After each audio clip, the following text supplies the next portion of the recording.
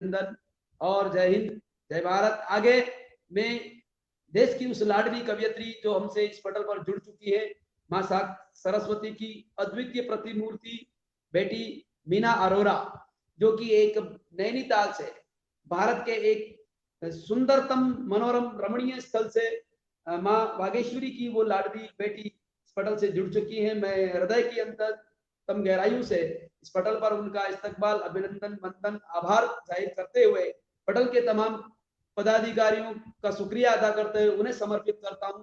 इस पटल पर उस कवियत्री को सौंपता हूं जो नैनीताल से हमारे बीच सुनीला मीना अरोड़ा जी जुड़ी हुई है। मीना अरोड़ा जो बहुत ही बेहतरीन गीतकारा, गजलकारा और लेखिका है।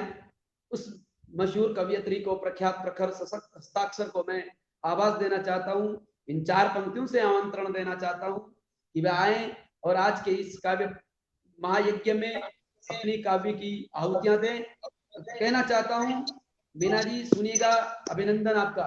आपका माइक आपका ठीक कर लें। हाँ, आप दिखाई दे रहे हैं, बहुत बेहतरीन आप दिखाई दे रहे हैं। आप प्रकट इन 4 पंक्तियों से आप आमंत्रण दे रहा हूं।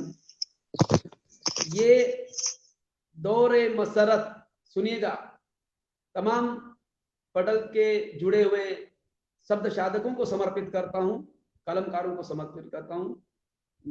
आदरणीय मीना जी अरोरा पटल पर उपस्थित हैं, उनको समर्पित करता हूं, उन्हें आमंत्रण देता हूं, उन्हें आवाज देता हूं, उन्हें अनुनय विनय से मैं यहाँ मनोहार के साथ बुलाता हूं कि ये दौरे मसरत ये तेवर तुम्हारे, ये दौरे मसरत ये तेवर तुम्हारे, उभरने से पहले न डूबे सितारे, उभरने से पहले न डूबे सितारे, भंवर से लड़ो लहरों से मत उलझो, भंवर से लड़ो लहरों से ना उलझो, कब तक चलोगे किनारे किनारे, अब महायज्ञ शुरू हुआ है मनोहार पर मेरी चले आओ। मीना जी हमें धन्यवाद। नमस्कार सर। नमस्कार सर। नमस्कार दिनेश जी, बहुत बहुत आभार।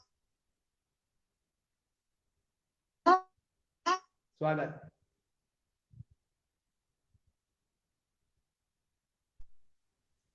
मैं माँ भारती के इस पावन महायज्ञ में प्रभात काल में मैं मीना अरोरा उत्तराखंड हल्द्वानी से मैजिक मैन चंद्रा जी का तथा समस्त सहयोगियों का आभार व्यक्त करती हूँ।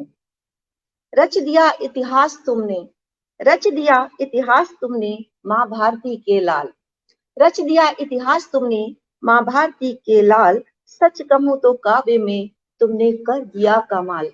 ये जो महायज्ञ चंद्रा जी ने रचा है, इसका कोई भी आज तक इससे पूर्व कभी मैंने इतना बड़ा, इतना महान महायज्ञ नहीं देखा।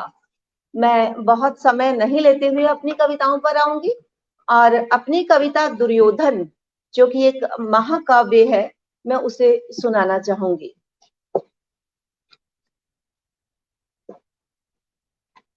एक रात्रि मैं जा पहुंची, एक रात्रि मैं जा पहुंची कुरुक्षेत्र के मैदान में, एक रात्रि मैं जा पहुंची कुरुक्षेत्र के मैदान में, बोझ उठाए मृतकों का, बोझ उठाए मृतकों का, पड़ी भूमि शून्य सी सुनसान में, कोई करा दे शायद कहीं से, कोई करा दे शायद कहीं से, आस बंधी थी वीरान में, कोई करा दे शायद कहीं से, आस बंधी थी वीरान में, देखने को विभत्स नजारे, देखने को विभत्स नजारे, चढ़ बैठी पेड़ों की बनी मचान पे, चढ़ बैठी पेड़ों की बनी मचान पे, कुछ समय तक रही घूमती, कुछ समय तक रही घूमती नजरें भयावह मंजर में, कुछ समय तक रही घूमती नजरें भयावह मंजर में,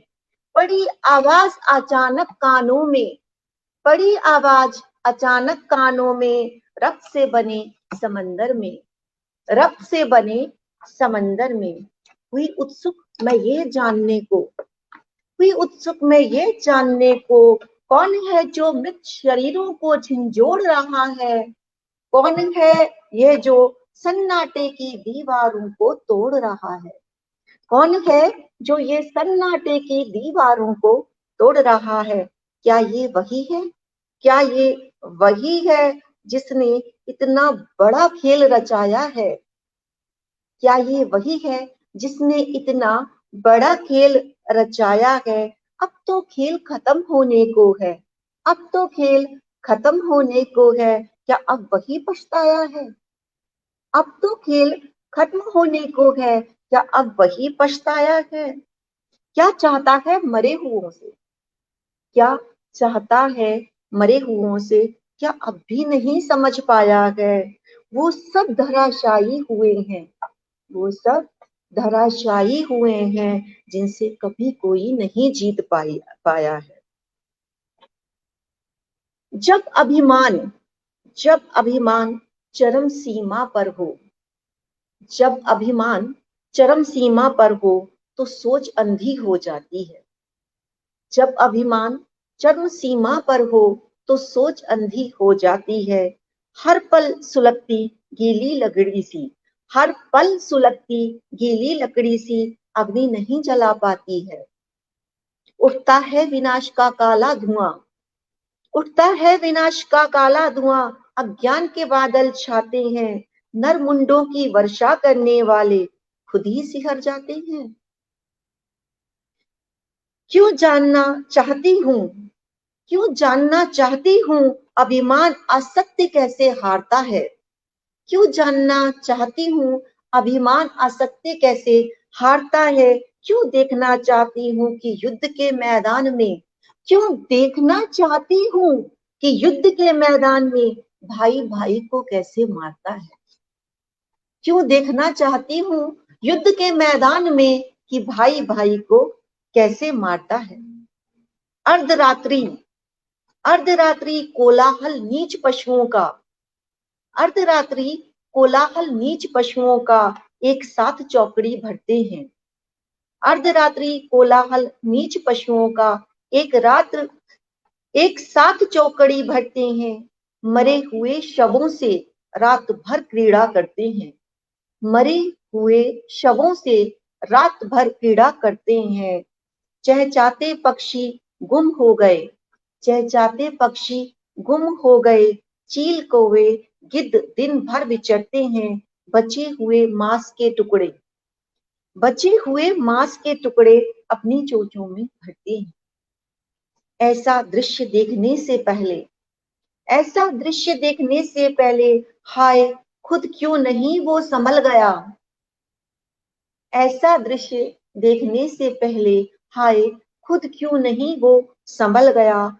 क्यों नहीं वर्णावत के लक्ष्य ग्रह में, क्यों नहीं वर्णावत के लक्ष्य ग्रह में लगाई आग में खुद ही वो जल गया। अंधकार में घुटनों के बल, अंधकार में घुटनों के बल बैठ अकेले गिड़गिड़ाता है। अंधकार में घुटनों के बल बैठ अकेले गिड़गिड़ाता है। हाथ जोड़ता दुर्योधन, हाथ जोड़ता दुर्योधन शून्य को देख बड़बड़ाता है। हाथ जोड़ता दुर्योधन शून्य को देख बड़बड़ाता है।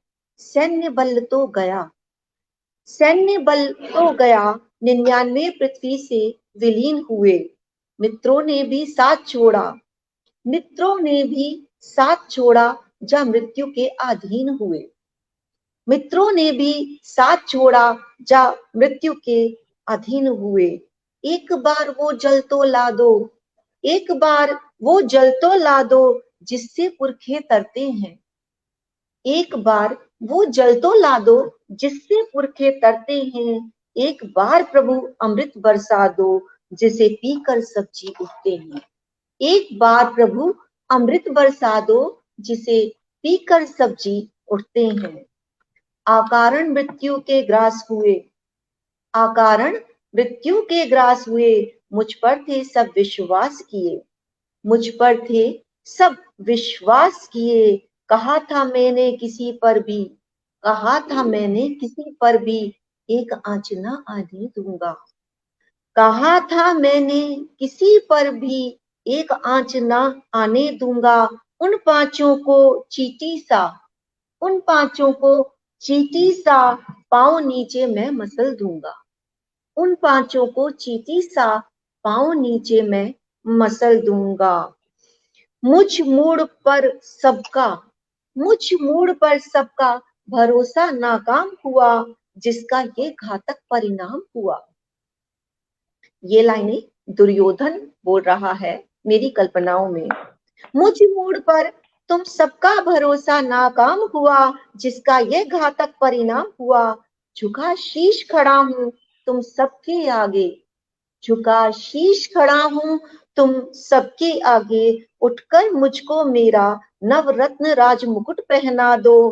पुनर्जीवित हो जाएं सभी, पुनर्जीवित हो जाएं सभी। प्रभु ऐसी कोई सुधा बरसा दो। पुनर्जीवित हो जाएं सभी, प्रभु ऐसी कोई सुधा बरसा दो।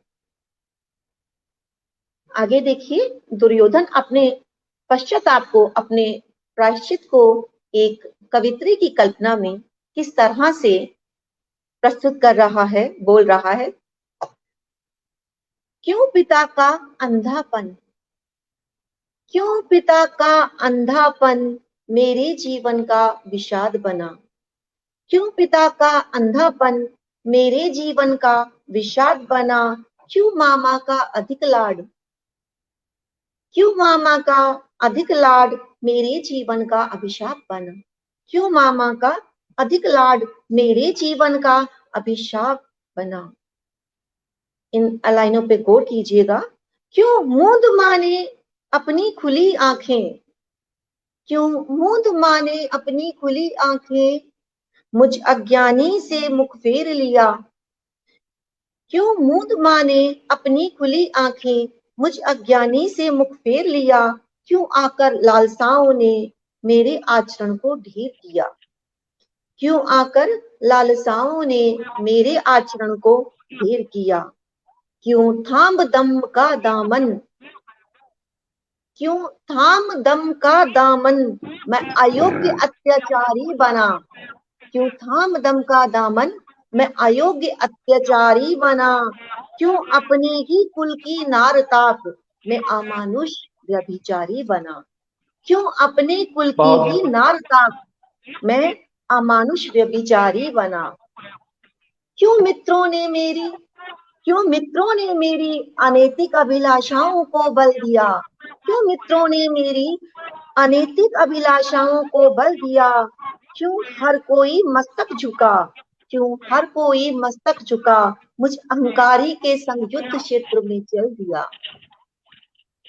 क्यों हर कोई मस्तक झुका मुझ अहंकारी के संग युद्ध क्षेत्र में चल दिया। यदि एक किरण, यद्यपि कृष्ण दुर्योधन को समझाने के लिए आए थे, परंतु उस समय दुर्योधन ने उनकी बात पर विचार नहीं किया और युद्ध क्षेत्र में वो पुनः पश्चाताप करते समय सोच रहा है, यदि एक किरण कहीं से आ, यदि एक किरण कहीं से आ ज्ञान की मुझ अभिमानी को राह दिखा जाती। यदि एक किरण भी कहीं से आ ज्ञान की मुझ अज्ञानी को राह दिखा जाती, तो सच मानो ये काल सर्पने तुम सबको कभी नहीं निकल पाती। तो सच मानो ये काल सर्पने तुम सबको कभी नहीं निकल पाती। ना धधकती आग, ना धधकती आग अगर नहीं ललचाता मैं, ना धधकती आग अगर नहीं ललचाता मैं। बहुत बच जाता पास मेरे यदि थोड़ा दे जाता मैं। बहुत बच जाता पास मेरे यदि थोड़ा दे जाता मैं। एक जिद ने देखो, एक जिद ने देखो कैसा मेरा उपहास किया है। एक जिद ने देखो कैसा मेरा उपहास किया है। हरियाली धरा को रक्त से रंजित किया है। हरियाली धरा को रक्त से रंजित किया है। कभी एक इशारे मात्र से मेरे, कभी एक इशारे मात्र से मेरे तुम सब उठ खड़े हो जाते थे, तुम सब उठ खड़े हो जाते थे। कितना कठिन कार्य हो, कितना कठिन कार्य हो, सिद्ध करके दिखलाते थे, कितना कठिन कार्य हो, सिद्ध करके दिखलाते थे। क्यों छीन श्वासें तुम सबकी, क्यों छीन श्वासें तुम सबकी, मैं तुम सबके लिए यमराज बना। क्यों छीन श्वासें तुम सबकी, मैं तुम सबके लिए यमराज बना। क्यों झाड़ पत्ते काट टहनियां, सूखे तने सा धरा पर रहा तना। क्यों झाड़ पत्ते काट टहनियां, सूखे तने सा धरा पर रहा तना। मांगता हूं क्षमा, मांगता हूं क्षमा, मुझे कहीं से कोई क्षमा दान दिलवा दो। जी उठे सभी, जी उठे सभी, प्रभु ऐसी कोई सुधा बरसा दो। जी उठे सभी, प्रभु ऐसी कोई सुधा बरसा दो। अब दुर्योधन वहां मृत पड़े अपने बहुत सभी भाइयों को बारी बारी संबोधित करते हुए कहता है, क्या कहने, पिता बहुत माँ खूब। ने सदा तुम्हें सराहा, पिता माँ ने सदा तुम्हें सराहा, विदुर काका ने भी तुम्हें ही चाहा। तुम तो सदैव धर्म सत्य, तुमने तो सदैव धर्म सत्य विवेक का साथ दिया, तुमने तो सदैव धर्म सत्य विवेक का साथ दिया। फिर तुम पर क्यों घातक प्रहार हुआ, फिर तुम पर क्यों घातक प्रहार हुआ। तुम तो पांडवों के चहेते थे, तुम तो पांडवों के चहेते थे। फिर मौत ने तुम्हें कैसे आज छुआ, फिर मौत ने तुम्हें कैसे आज छुआ।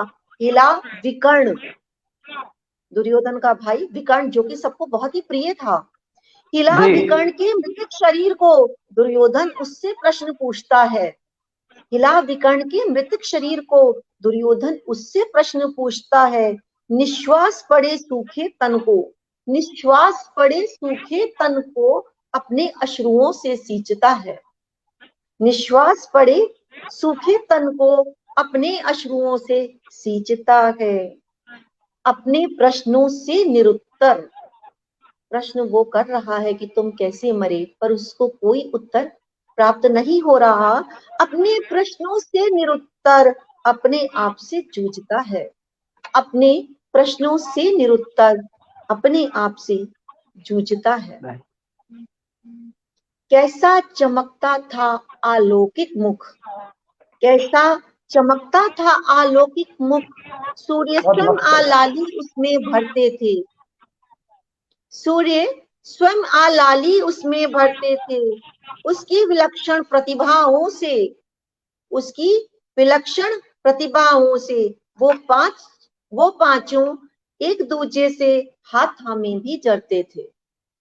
कैसा चमकता था अलौकिक मुख, कैसा चमकता था अलौकिक मुख, सूर्य स्वयं उसमें लाली भरते थे। उसकी विलक्षण प्रतिभाओं से वो पांचों एक दूसरे का हाथ थामे भी जरते थे। जो कभी खुले हाथों, जो कभी खुले हाथों अपना सब कुछ लुटाता था, अपना सब कुछ लुटाता था। छल आभास होने पर भी, छल आभास होने पर भी वचकुंडल दे जाता था। छल आभास होने पर भी कुछ कुंडल दे जाता था। आभाहीन पड़ा धरती पर, आभाहीन पड़ा धरती पर, किस छल का शिकार हुआ है, किस छल का शिकार हुआ है। आज अंतिम साहस ने भी, आज अंतिम साहस ने भी अपना दम तोड़ दिया है, आज अंतिम साहस ने भी अपना दम तोड़ दिया है। अब दुर्योधन जयद्रथ की मृत्यु का शोक मना रहा है। बहन दुशाला भी अपने, बहन दुशाला भी अपने भाई पति जयद्रथ की मृत्यु का शोक मनाएगी। बहन दुशाला भी अपने पति जयद्रथ की मृत्यु का भाई शोक भाई मनाएगी। 100 भाइयों से रहित होकर, 100 भाइयों से रहित होकर किसकी बहन कहलाएगी? 100 भाइयों से रहित होकर किसकी बहन कहलाएगी? अपने सगे संबंधियों का अपने सगे संबंधियों का हत्यारा मैं कहलाऊंगा, हत्यारा मैं कहलाऊंगा। अब तो ले जल में समाधि, अब तो ले जल में समाधि, जल निमग्न हो जाऊंगा। अब तो जल में ले समाधि, जल निमग्न हो जाऊंगा। माता पिता अब मेरी, माता पिता अब मेरी मृत्यु का दुख झेलेंगे, माता पिता अब मेरी मृत्यु का दुख झेलेंगे। पांडव युद्ध जीत कर उनसे उनका राजपाट सब ले लेंगे, पांडव युद्ध जीत कर उनसे उनका राजपाट सब ले लेंगे। जैसा कि महाभारत काल में सर्वविदित है, सभी जानते हैं कि अश्वत्थामा और कृपाचार्य ये अवध्य थे, इन्हें कोई नहीं मार सकता था। तो दुर्योधन उन्हें स्मरण करते हुए कहता है, अवध्य अश्वत्थामा, अवध्य अश्वत्थामा और कृपाचार्य मेरे वध से डरते हैं। अवध्य अश्वत्थामा और कृपाचार्य मेरे वध से डरते हैं, इसीलिए मुझ मूढ़ के आगे आ, इसीलिए मुझ मूढ़ के आगे आ संधि का प्रस्ताव धरते हैं, संधि का प्रस्ताव धरते हैं। कैसे मानो प्रस्ताव उनका। यहाँ दुर्योधन की विवशता देखिए, अगर वो प्रस्ताव मानना भी चाहता है तो नहीं मान सकता, क्योंकि वो सब कुछ अपने भाई बहनों को, अपने सगे संबंधियों को, और जो नारायणी सेना उसने ली थी वो सब हार चुका है। यदि अब वो प्रस्ताव मानता है, संधि प्रस्ताव, तो यह उचित नहीं होगा, ऐसा सोचकर वह कहता है, कैसे मानूं प्रस्ताव उनका, अब जब सब कुछ खो बैठा हूं, अब जब सब कुछ खो बैठा हूं। आज भी अहंकारी में, आज भी अहंकारी में सूखी लकड़ी सा ऐठा हूं, आज भी अहंकारी में सूखी लकड़ी सा ऐठा हूं। क्या कहूं क्या अब भी कहने? मैं, क्या कहूं अब भी मैं क्यों जीना चाहता हूं, क्या कहूं अब भी मैं क्यों जीना चाहता हूं। मिटा वर्चस्व अपनों का, मिटा वर्चस्व अपनों का, जख्मों को सीना चाहता हूं, मिटा वर्चस्व अपनों का, जख्मों को सीना चाहता हूं। अब वह पुनः अपनी बाल्यकाल की स्मृतियों में खो जाता है और सोचता है, बाल्यकाल में जब अभ्यास गदा का, बाल्यकाल में जब अभ्यास गदा का मैं भीम के संग करता था, बाल्यकाल में जब अभ्यास गदा का मैं भीम के संग करता था, उसे हराने की हर जुगत लड़ा, उसे हराने की हर जुगत लड़ा, उससे आगे बढ़ता था। काकी भी आगे आ, काकी भी आगे आ प्यार से मेरा मस्तक सहलाती थी। मृत्यु के करीब जाते हुए जाने वाला दुर्योधन, अपना सब कुछ खोने वाला दुर्योधन अपनी स्मृतियों में उलझा है। कभी मरे हुए लोगों को याद करता है, तो कभी अपने बचपन के, अपने बाल्यकाल के, अपने भ्राता पांडव जो भी हैं उनके साथ अपनी स्मृतियों को, सुखद स्मृतियों को याद करते हुए कहता है, बाल्यकाल में जब अभ्यास गदा का मैं भीम के संग करता था, उसे हराने की हर जुगत लड़ा, उससे आगे बढ़ता था। काकी भी आ गया, काकी भी आ गया, प्यार से मेरा मस्तक सहलाती थी, प्यार से मेरा मस्तक सहलाती थी।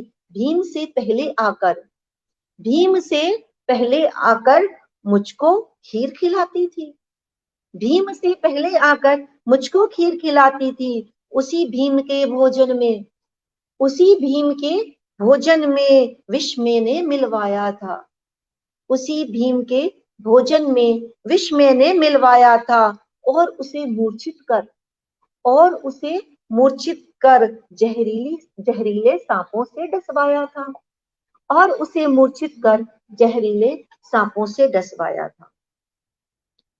कभी न टोका धर्मराज ने, कभी न टोका धर्मराज ने मेरे किसी अधर्म कार्य को, कभी न टोका धर्मराज ने मेरे किसी अधर्म कार्य को, कई बार आकारण ही पटक दिया, कई बार आकारण ही पटक दिया, उठा नकुल और सहदेव को, कई बार आकारण ही पटक दिया, उठा नकुल और सहदेव को। कभी अर्जुन ने अपनी धनुर्विद्या का, कभी अर्जुन ने अपनी धनुर्विद्या का दंभ मुझको नहीं दिखलाया, दंभ मुझको नहीं दिखलाया। कभी द्रोणाचार्य ने साहस कर, कभी द्रोणाचार्य ने साहस कर उसे मुझसे अधिक नहीं सिखलाया, उसे मुझसे अधिक नहीं सिखलाया। बार बार मैं उन सबको, बार बार मैं उन सबको कितना अपमानित करता था, बार बार मैं उन सबको कितना अपमानित करता था। छीन कर शिकार उन सबसे, छीन कर शिकार उन सबसे अपने नाम करता था। दुर्योधन की आगे की स्मृतियां मैं सुनाती हूँ, जो वह अपना समय जो बीत चुका है वो याद करता है। काश मनुष्य समय रहते ही इन सब बातों को स्मरण में रखे कि कब किसने उसके साथ कितना अच्छा किया है या क्या है उसके जीवन में, तो शायद इस तरह का इतना बड़ा विनाश जो महाभारत काल, महाभारत में हुआ, महाभारत कुरुक्षेत्र के युद्ध के मैदान में हुआ, तो शायद वह बच जाता यदि दुर्योधन पहले ही चेत जाता। एक बार जब वन में, एक बार जब वन में गंधर्वों से युद्ध हुआ था, एक बार जब वन में गंधर्वों से युद्ध हुआ था, बांध उन्होंने मेरे हाथ पांव, बांध उन्होंने मेरे हाथ पांव, मुझको कितना लज्जित किया था, मुझको कितना लज्जित किया था। विवश हुए थे कर्ण शकुनी, विवश हुए थे कर्ण शकुनी, दुशासन कैसा लाचार खड़ा था। उस वक्त ललकार गंधर्वों को, उस वक्त ललकार गंधर्वों को, भीम ने मुझ अहंकारी को गंधर्वों से मुक्त किया था, भीम ने मुझ अहंकारी को गंधर्वों से मुक्त किया था। असीमित थे अत्याचार मेरे, असीमित थे अत्याचार मेरे, जिनकी कोई सीमा ना थी, असीमित थे अत्याचार मेरे, जिनकी कोई सीमा ना थी। आज उन्हीं का परिणाम, आज उन्हीं का परिणाम प्रजा मेरी सदियों तक भुगतेगी, प्रजा मेरी सदियों तक भुगतेगी। अब वह अपनी स्मृतियों में कृष्ण के साथ जुड़कर क्या कहता है सुनिए। स्वागत। वो ग्वाला जो उन पांचों का, वो ग्वाला जो उन पांचों का हितकारी कहलाता है, वो ग्वाला जो उन पांचों का हितकारी कहलाता है।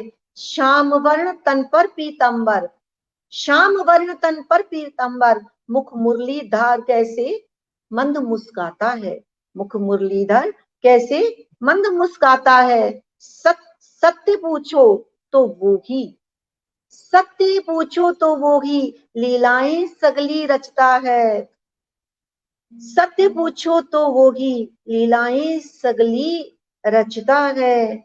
अपना नाम नहीं आने देता, अपने अपना नाम नहीं आने देता, दूसरों पर ही दोष मढ़वाता है, दूसरों पर ही दोष मढ़वाता है। ना जाने कौन कौन से, ना जाने कौन कौन से किस्से कहानी आकर वो सुनाता है। खुद विरक्त है मोह माया से, हमें भी वैराग्य सिखाता है, खुद विरक्त है मोह माया से, हमें भी वैराग्य सिखाता है।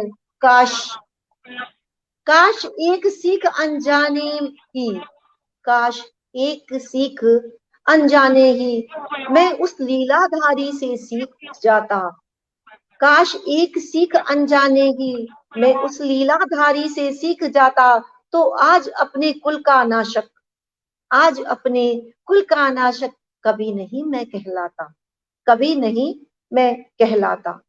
कैसा कमल नयन वो, कैसा कमल नयन वो मायावी सा दिखता है, कैसा कमल नयन वो मायावी सा दिखता है मोर पंख शीश सजा, मोर पंख शीश सजा सुदर्शन उंगली पर धरता है, मोर पंख शीश सजा सुदर्शन उंगली पर धरता है।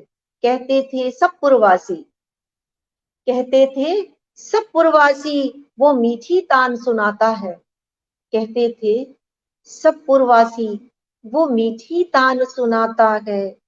नहीं जानता जो उसको, नहीं जानता जो उसको, वह भी उसका बन जाता है, वह भी उसका बन जाता है। एक तान भी उसकी मुरली की। देखिए दुर्योधन कृष्ण की मुरली की तान सुनने के लिए तड़प रहा है। एक तान भी उसकी मुरली की कभी नहीं मैं सुन पाया, कभी नहीं मैं सुन पाया, कुछ नहीं समझा मैं अभिमानी, उसने कितना था समझाया, कुछ नहीं समझा मैं अभिमानी, उसने कितना था समझाया। हुआ निष्ठुर आज वो मुझसे, हुआ निष्ठुर आज वो मुझसे, नजरे में भी उससे नहीं मिला पाया, नजरे में भी उससे नहीं मिला पाया। मांगी थी उसने मांगी थी उससे नारायणी सेना, मांगी थी उससे नारायणी सेना, उसे भी युद्ध क्षेत्र में इच्छाओं की भेंट चढ़ा आया, उसे भी युद्ध क्षेत्र में इच्छाओं की भेंट चढ़ा आया। एक बार तान उसकी मुरली की, एक बार तान उसकी मुरली की, मुझको कोई सुनवा दो, एक बार तान उसकी मुरली की, मुझको कोई सुनवा दो। मांगता हूँ क्षमा, मांगता हूँ क्षमा, मुझे कोई क्षमा दान दिलवा दो।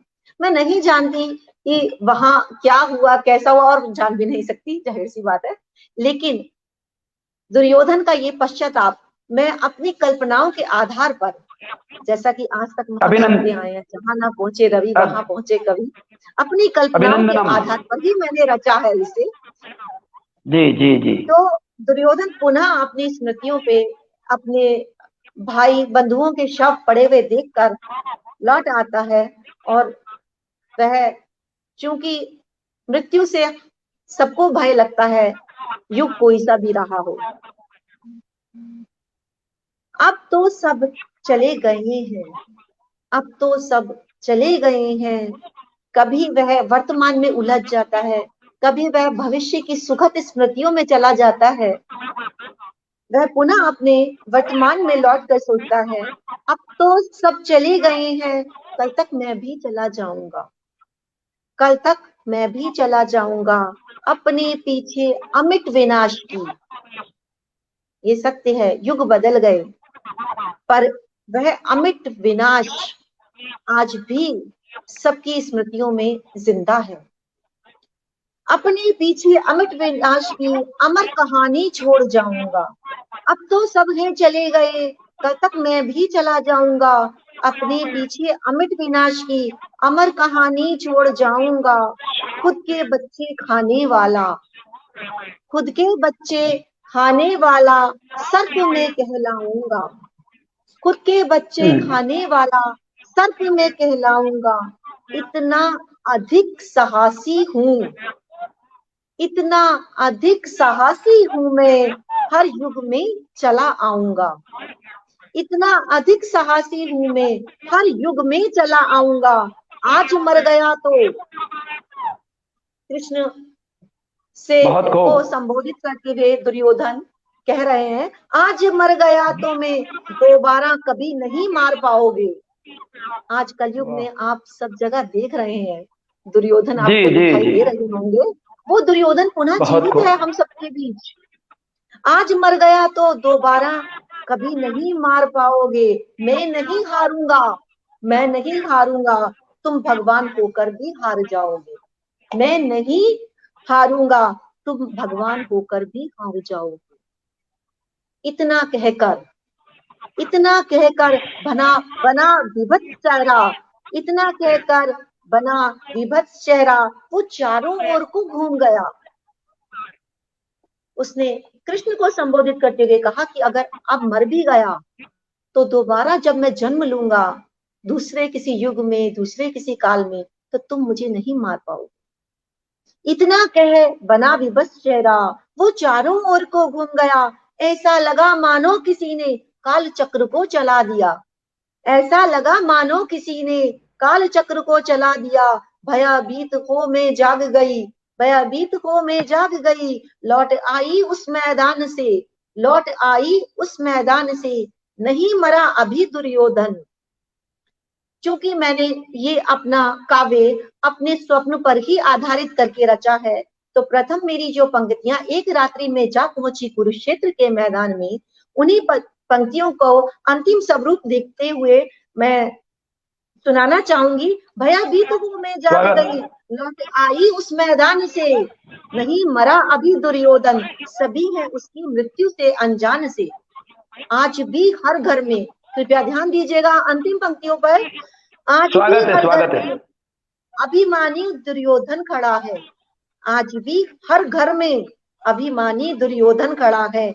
आंखें जानबूझकर मूंदे। आंखें, हम कभी अपने इतिहास से कुछ नहीं सीखते हैं, हम अपने इतिहास से कुछ नहीं सीखते। आंखें जानबूझकर मूंदे। आज के धृतराष्ट्र अंधे नहीं है, परंतु फिर भी वे अपनी आंखें जानबूझकर मूंदे हुए हैं। आंखें जानबूझकर मूंदे, धृतराष्ट्र खामोश पड़ा है। आज भी हर घर में अभिमानी दुर्योधन खड़ा है। आंखें जानबूझकर मूंदे, धृतराष्ट्र खामोश पड़ा है। दुशासन आज भी सरेआम।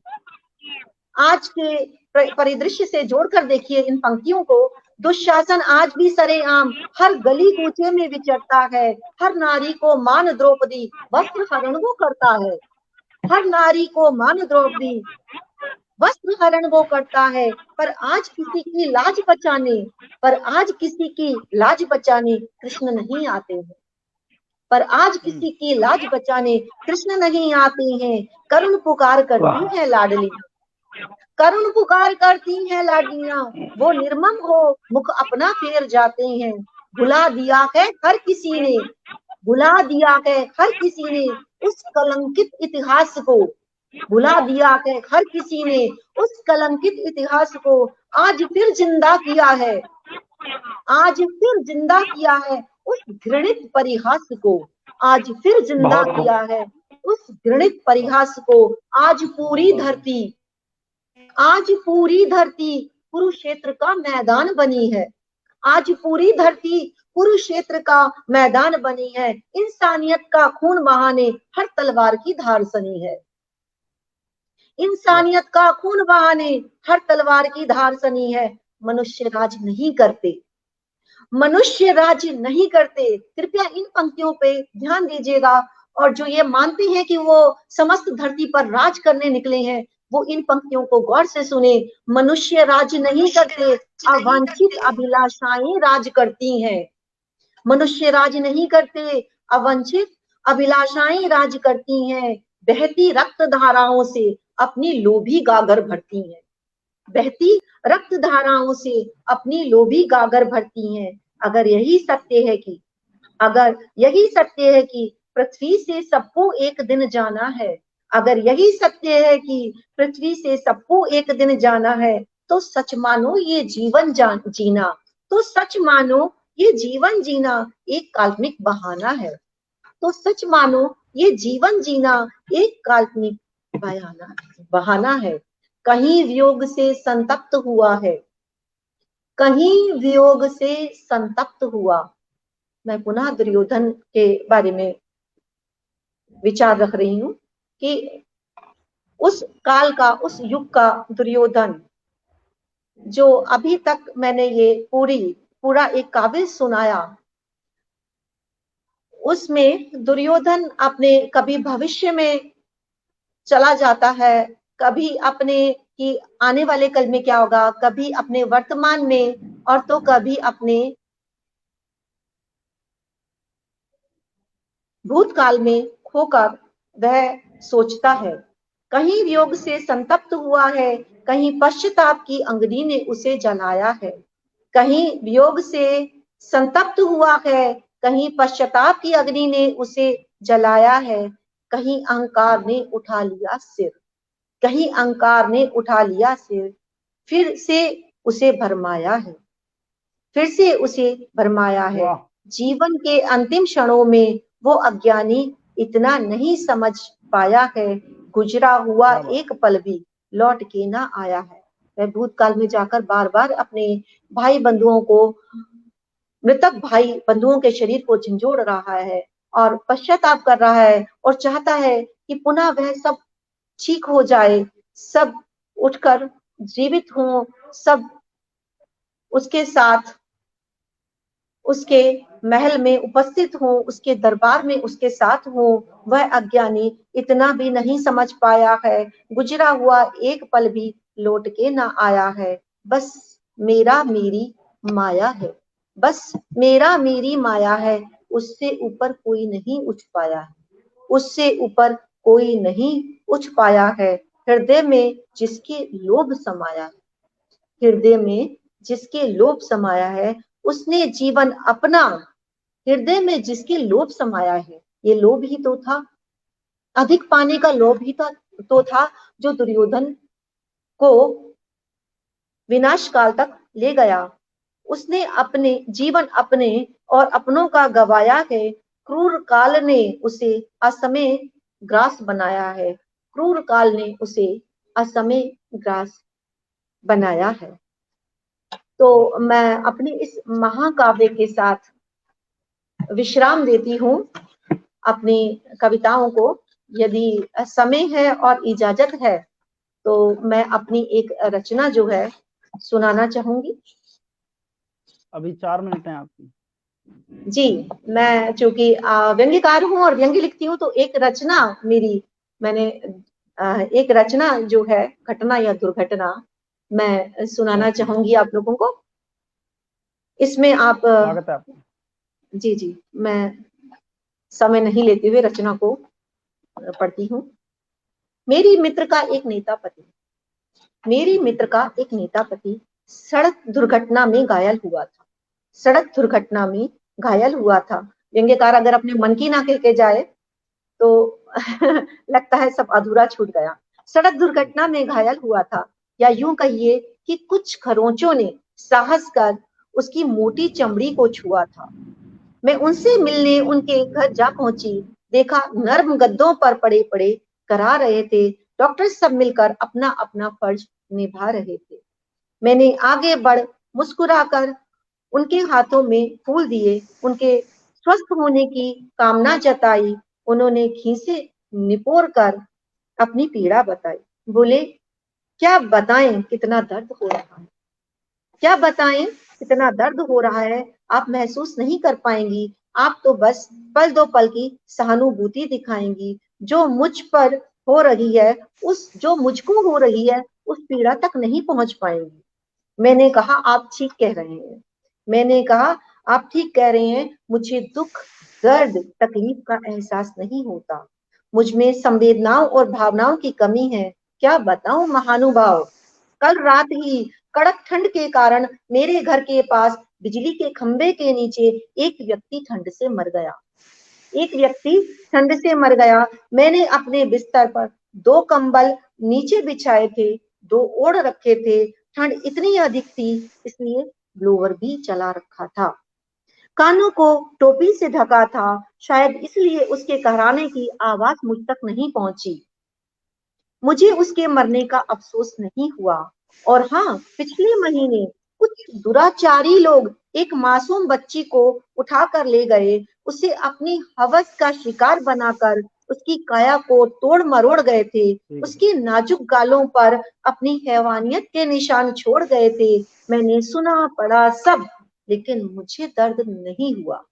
मैंने सुना पढ़ा सब, लेकिन मुझे दर्द नहीं हुआ। और तो और, कल जब मैं आपकी पत्नी के साथ कार से जा रही थी, आपकी पत्नी गाड़ी अपने तरीके से चला रही थी, ट्रैफिक के नियमों की धज्जियां उड़ा रही थी। एक राह चलते को तो उन्होंने हवा में उड़ा दिया, एक राह चलते को तो उन्होंने हवा में उड़ा दिया। फिर दरिया दिखाकर उसके साथ वाले के हाथ में 500 का नोट थमा दिया। मुझे दुख नहीं हुआ, मुझे दुख नहीं हुआ, क्योंकि मैं आपकी मर्सिडीज में सवार थी, लेकिन आज आपकी खरोंचें देखकर, नेताजी को जो खरोंचें लगी हैं उसके लिए कह रही हूं मैं, आज आपकी खरोंचें देखकर मेरा मन दुखी है, पीड़ा है, दर्द है, अफसोस है। आपकी खरोंचें देखकर छलक आई आंखों को मैंने चुपके से पोंछ लिया, मन ही मन ठंड से मरने वाले मासूम बच्ची और राहगीर के अपार कष्ट को महसूस किया। मैं पुनः धन्यवाद देना चाहूंगी नरेश जी का, मैजिक मैन, और समस्त सहयोगी सदस्यों का, जिन्होंने मुझे इस पटल पर आने का सुअवसर दिया। मुझे लगता है मेरा समय संपूर्ण हो चुका है। मैं आमंत्रित करती हूँ अगले। जी मैं कर रहा हूँ, नहीं मैं कर रहा हूँ, मैं कर रहा हूँ, मैं कर रहा हूँ जी, मैं कर रहा हूँ। बहुत बहुत आभार आपका। लीजिए, बहुत बेहतरीन काव्य पाठ आपने किया और आपने इतना सुंदर प्रस्तुति गद्य में और तहत में की है, जिसके लिए हम बहुत अभिभूत हुए हैं। और आपके सम्मान में जाते जाते अगले कवि की अगवानी में भूमिका बनाते हुए मैं इस पटल को समर्पित करता हूँ। आपने बहुत अच्छा जो भी दुर्योधन के लिए पढ़ा और आपने एक महाभारत पूरा यहाँ पर सुनाया सारांश गीता के रूप में, तब कहना चाहता हूँ कि राज के लिए न तख्त ताज के लिए, सिर्फ हिंद भारती की लाज के लिए, सीमा पे अर्जुनों का लहू बह गया, भीम बंधे हाथों से याचनाएं कर गया, भीम बंधे हाथों से याचनाएं कर गया, आंखों के पानी को ललकार बनाने आ गया, मैं भी आंखों के पानी को ललकार बनाने आ गया। दुर्योधन आज पाकिस्तान बन गया, शकुनी का पासा तालिबान बन गया, दुशासन जिहाद का ऐलान बन गया, दुशासन जिहाद का ऐलान बन गया, अंधाधृत राष्ट्र ये संसार बन गया, अंधाधृत राष्ट्र ये संसार बन गया, मैं आंखों के पानी को ललकार बनाने आ गया, मैं आंखों के पानी को ललकार बनाने आ गया। बहुत बहुत आभार।